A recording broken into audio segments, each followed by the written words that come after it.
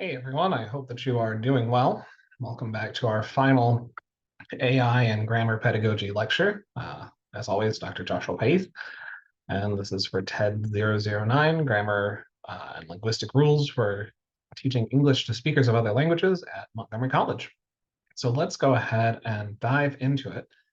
Today, we are going to be focusing on, excuse me, focusing on using generative AI tools to develop materials that we can actually use them in our classroom with our students, right? So I'm going to go ahead and share my screen here, and we are going to hop on over to our first tool, which is, as is pretty typical at this point, ChatGPT, right? For today's set of examples, we're going to be developing a set of materials that we can use in an ESL grammar class. We're going to be shooting for about the upper intermediate range, and we're going to be talking with our students or developing materials for our students that, help them understand comparative and superlative adjectives a little bit better, right? And again, remember, these tools that we're working with today are designed to augment your expertise as an educator. They are designed to help streamline your workflow so that you can focus on what really matters, which is that teacher-student interaction, and on creating and facilitating educational contexts that create space for student success, right? These things do not replace you. These things do not replace expertise and experience. Instead, they augment it, right? So I'm going to start by giving ChatGPT some context for what we're doing and what I want to accomplish as I'm creating these materials, right? So I'm going to start just by telling it a little bit about the class and the target of the class. And I'm going to do that by saying something like, today I'm working on getting ready for my upper intermediate ESL grammar class, which has about, let's say, 14 students at approximately the CEFR B2 range, so it's about upper intermediate, B2 range of proficiency. And we are going to be talking about comparative and superlative adjectives. I know that I want to start with an inductive, or sorry, not an inductive. What's the word I'm looking for here? An implicit, there we go. Sorry. An implicit approach to teaching this grammar point. And I want to start by telling a story. Can you help me come up with a short, let's say 3 to 4 minute story that makes use of plenty of comparative and superlative adjectives, right? And then we're just going to give it a minute to hop out here, right? Oh, look at that, a town called Comparia. If that doesn't sound like a busy teacher, well, nothing does, right? The goods and the betters. Oh, this is interesting. Okay.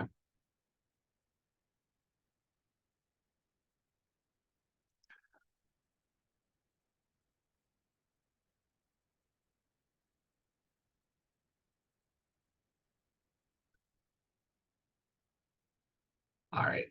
It did this weird bolding of this part, which I'm not too sure what that was, but let's take a look at what it generated. Once upon a time in a land far, far away, there was a peculiar town called Comparia, known as the most colorful town in the world. Comparia was brighter and livelier than any other town you could ever imagine, and its houses were painted the most vibrant hues.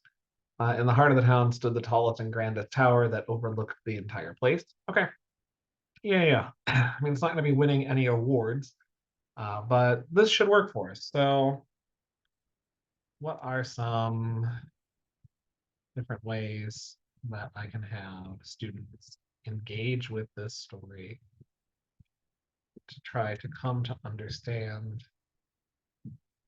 comparative and superlative adjectives better, right?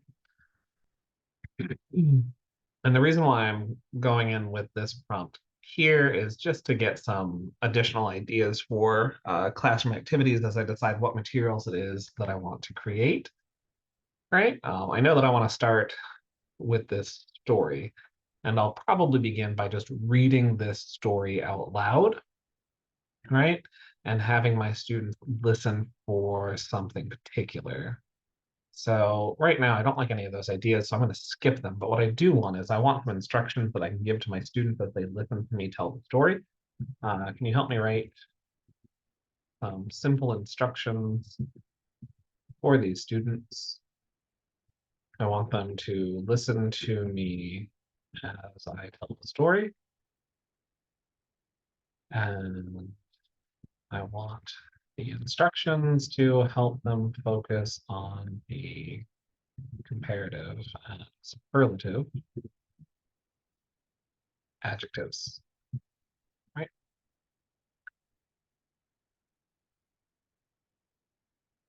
All right.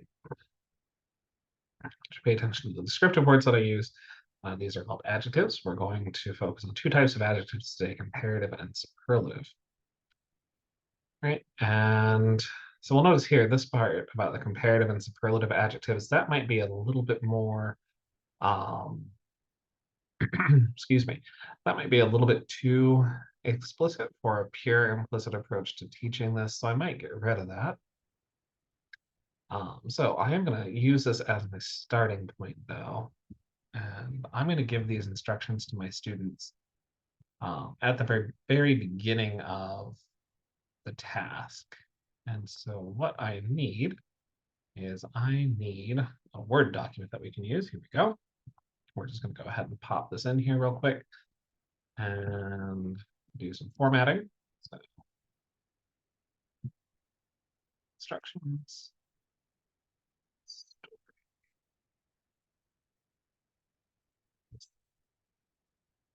Activity, right? So we're just going to start with that. And then we don't need that. As you listen to the story, I want you to pay attention to the descriptive words that I use. These are called adjectives, right? Let me get rid of that. Let's see here. As you listen, try to identify as many descriptive words and phrases as you can. The first time that I tell the story. Feel free to write those words or phrases down on below, right? And then we'll just give them a little bit of space there. Here, we're going to do a second reading of the story and give them a different set of instructions, right? Change my formatting here a little bit.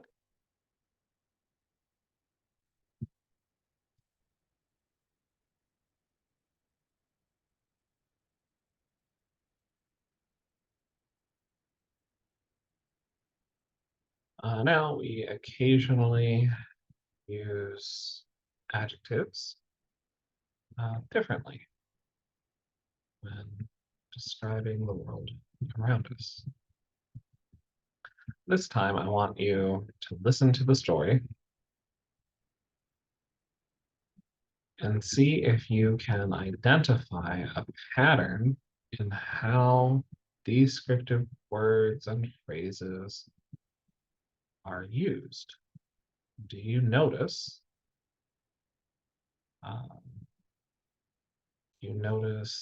Similar word endings, also called a suffix, right? For some types of adjectives. Right? Do you notice whether or not some adjectives are paired with other words to change how they work? Right? As I tell the story, feel free to write down any notes or observations below, and we'll talk about them after, right? Okay. So here you can see that I use generative AI to give me the initial instruction set. I removed part of it because I wanted a more implicit approach to teaching. So I didn't want to really introduce anything specific about the grammar point yet, right? I really want to try to activate the students' existing knowledge. That way we can have a conversation around that. But now I have my instructions that I can give to my students. They have some space that they can write on here as they listen to me tell the story. So I have my first material right here, and that didn't take that long. Now, what I might do next is I might actually give the students the story in writing. And now I need a different activity for that, right? So I'll go back to ChatGPT and I'll say something like, I'm planning on giving my students a copy of the story, and I would like them to circle the comparative adjectives and put a box around the superlative adjectives. Can you take the story and create a handout with these instructions and one or two examples to help get students started?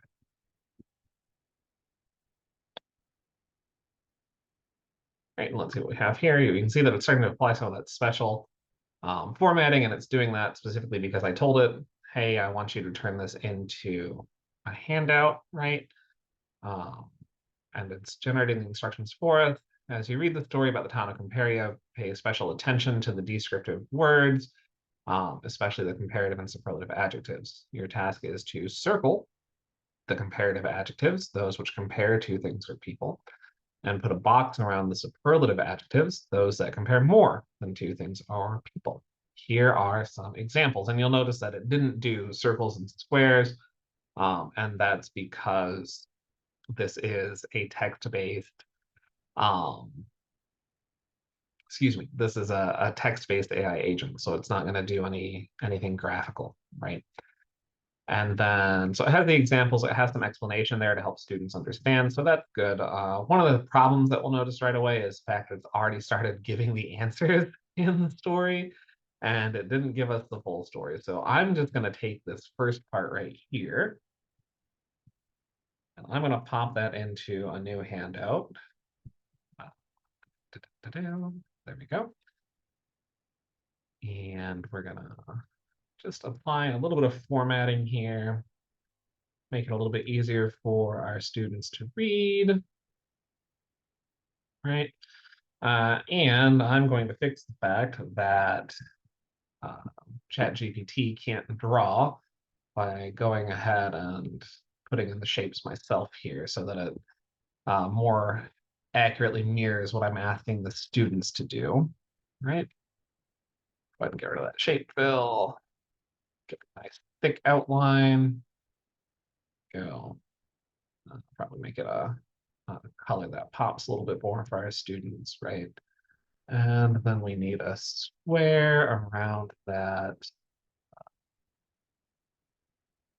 superlative adjective. There we go. And get rid of that fill, pop on the proper outline, make it a little bit heavier. Great. Right, so now that works a little bit better. We can futz with that so that they can actually read the words. And now we need to get the actual story in there because now we're turning it into a handout. So I'm going to go ahead and grab this. And we're going to go ahead and pop it in there. And again, you'll notice that we need to correct some of the formatting, right?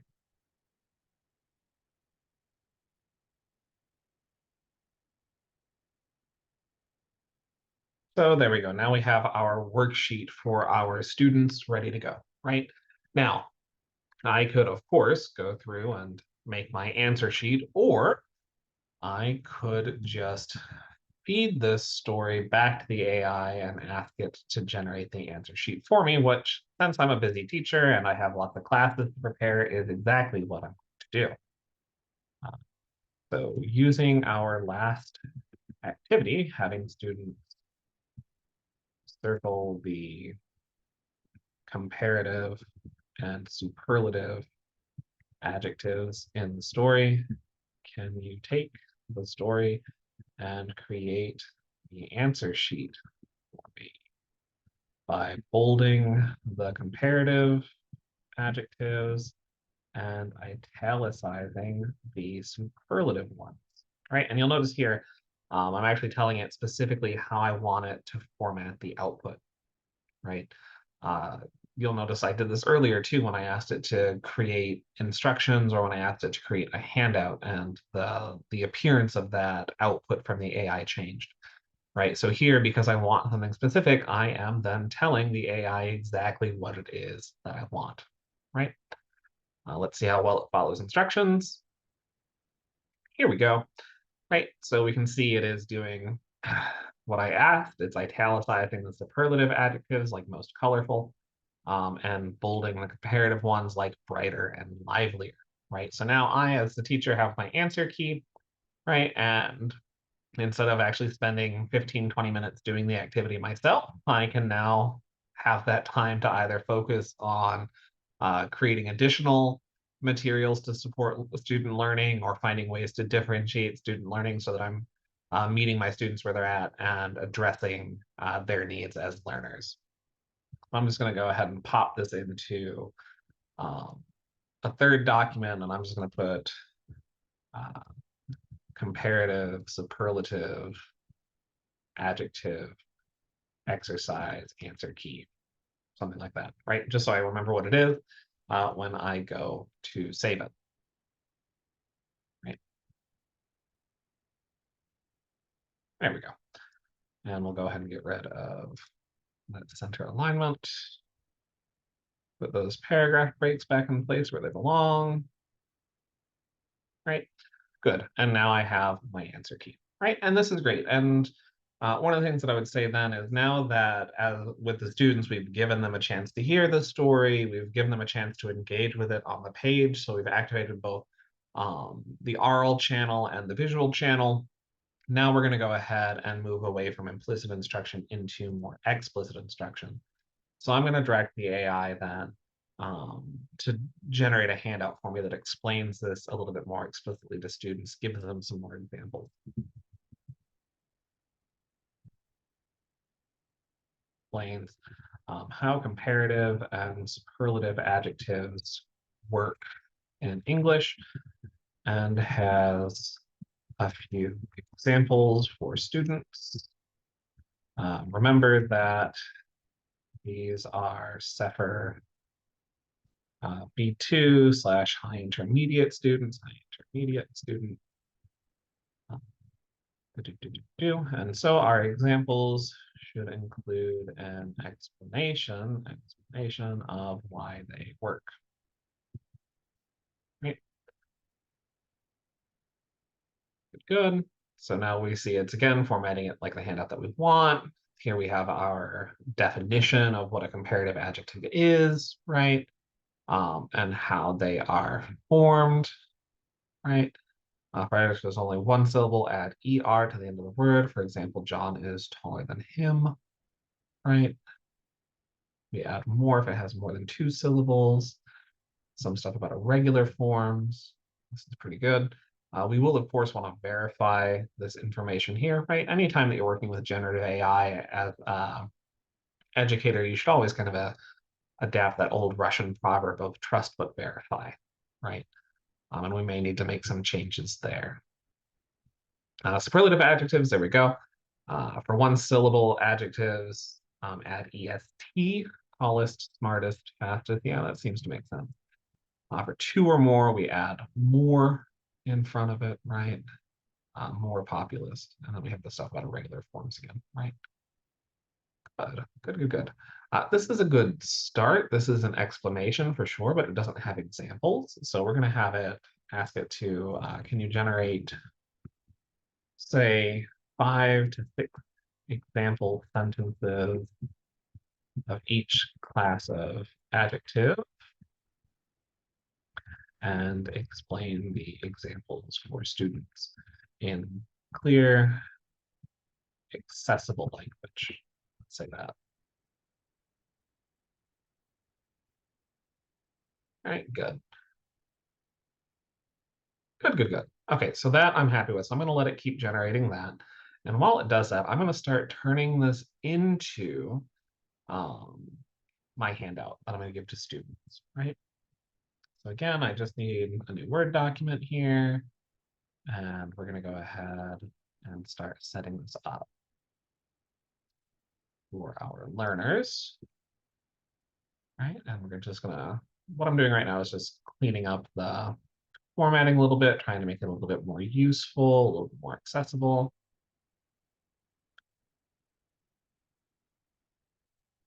And by now it should be done with my examples. It is, so I'm just going to grab these. And here you're going to notice something really interesting, which is AI is notoriously bad at counting. I asked for 5 or 6 examples. It gave me 4. You can go in and reprompt the AI to give you the appropriate number if you feel you need more than that, right? So here I'm just going to do examples, pop those in. And then I'm going to do the same thing here. Examples. And we'll go ahead and pop these in.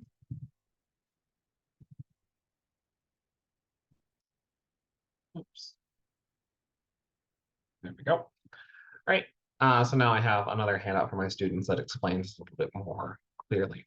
Now, handouts and worksheets are great, and it's because they're text-based, it's a useful way to make use of the most popular generative AI, which is ChatGPT, right? But sometimes it's nice to have something a little bit more multimodal, right? So here, what I'm going to do is I'm going to actually direct ChatGPT to write a prompt for another AI agent that I'll then use to generate a PowerPoint deck around these ideas, right? So I'm using another generative AI that can take a text prompt and create a PowerPoint deck that discusses that idea, or let's say the ideas from the prompt based on our conversation so far. So taking into account both the story and the goal and the context that I've given you and the worksheets that we've created, right? So taking everything that we've done together, right? So based on our conversation so far, what prompt would you give my, say, PPT generative AI to create the most effective PowerPoint deck to share with my students during class, right? And let's see what it comes up with. Create a PowerPoint presentation on the topic of comparative and superlative adjectives. You'll notice that it's also then giving the outline that it wants the other generative AI to use, right? And this is an interesting move. We could certainly stop right here, but we might not get the best results.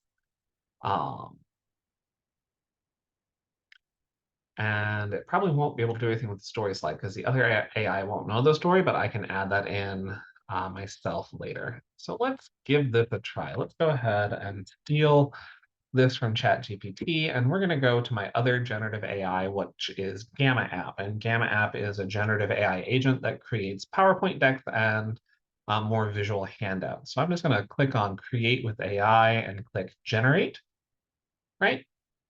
And I want to make a presentation. The one thing I will say about Gamma AI is it doesn't matter if you click presentation, document, or web page, they all look roughly the same. So I'm going to go ahead and copy and paste my prompt from ChatGPT in here. And you'll notice it's too long. So we're going to go ahead and get rid of this part right here. Right? So we're not going to give it the outline. We'll let it create the outline on its own. Here we go. We won't tell what elements it needs to have. Our goal. We're not going to give it a goal because we'll run out of words, right? But I think presentation use is clear, accessible languages, includes engaging visuals. I think that's more than enough. So we'll just go ahead and pop that in there. And now Gamma is going to come up with its own outline, which I can override if I want to. You'll notice it spit out Chinese because I was testing something else out earlier. So we'll go ahead and kick it back over to English and tell it to try again, right? And here we go. Right, so introduction, comparative adjectives, superlative adjectives, conclusion. Yeah, that's fine enough. We might then add in our story slide and our, our activity slide later, right? So we're just gonna go ahead and click continue, and we will just pick something a little bit, I guess, brighter, more engaging. This one right here. Click continue. And now Gamma AI is going to do its thing, and it's going to start building that PowerPoint deck for us, right? And you'll notice it's trying to find some relevant visuals. These should be, if it's doing it properly, or if it's doing it like the documentation says, these should be either Creative Commons or open visuals that are free to use, right? So yeah. One of the things that you'll notice is that some of the language in this might be a little bit beyond what you might feel comfortable using with upper intermediate students, right? It might be a little bit too formal. That's fine. You can, excuse me, you can modify this as you need to. You can edit right in there, right? So like if I don't like the word unblocking, I can just change it to something like understanding, comparative and superlative adjectives, right? Or if I don't like master the nuances, because nuance is a pretty big word, I can just do something like mastering, or master comparatives and superlatives in English with this engaging presentation, right? Good. So now we have our definition of what those are, why it's important to use them correctly. So that's a really interesting sort of discoursal slide there. I kind of like that, right? And then we have how they're formed, some examples, some errors to avoid. We'll notice that it's giving some similar results here. Again, the examples are fine, but they're a little bit inaccessible. So I might add some additional formatting here just to really draw attention to those comparative adjectives in use, right? Then it's doing the same thing with superlative adjectives, slightly different format for the slide, which is largely fine, I guess, right? Won't complain too much about that. Card styling, change that maybe. No, it's fine, I guess, right? Again, add in that formatting here. All right, then we have our conclusion. Now what I can do is here, I might go ahead and add a card with AI. And I might add in a card that is something, add a card about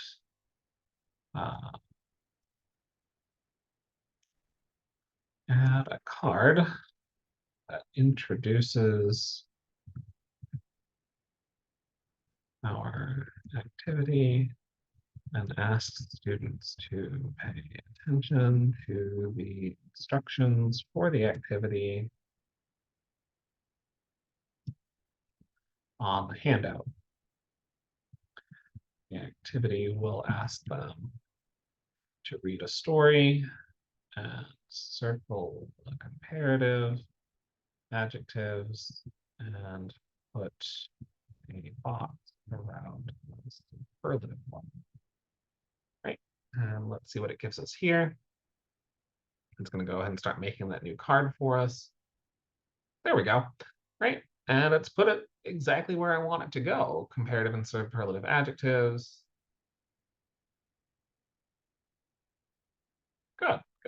I mean, it's kind of copied almost exactly what I said there. That's fine. Might change this though, that's not that descriptive. I might change this to say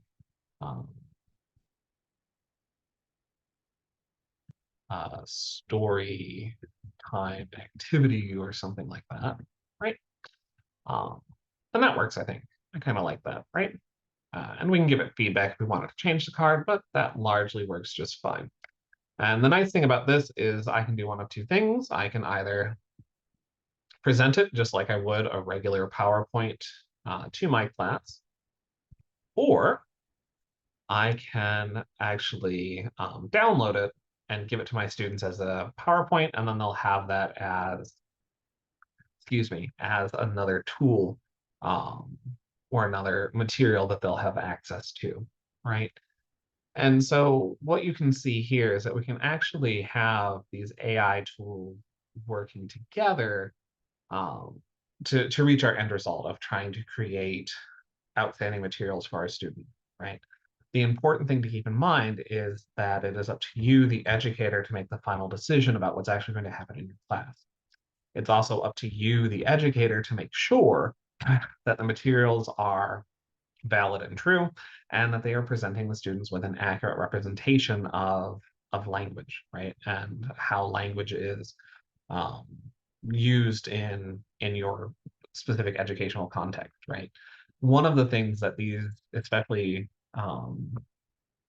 generative AI, are useful for doing is taking these instructions or these activities and translating them from one proficiency context to another. So we could very easily go to ChatGPT and say, hey, remember the activity we were working on earlier?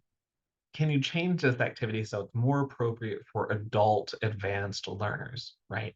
And it can regenerate the story, regenerate the handouts, and all of that for us, right? It may require some additional prompting, but we can guide it through that um, through that process, right? Which again helps streamline um, the materials creation process for us as educators, so that we have more time to focus on our students. We have more time to focus on providing um, feedback that can guide the language learning process, or we have time to focus on other professional pursuits so that we can continue to keep our disciplinary um, abilities and knowledge up to date, right? Or we can focus on being human beings and spending time with friends and family, or resting, because we all know that teaching is a very affectively demanding task, right? So again, remember, at the end of the day, you are the educational expert. You are the human in the loop and should be the one making the final decisions. So don't be afraid to offer pushback to the AI systems or to redirect them so that you're getting the output that you need. Thanks so much and have a great day.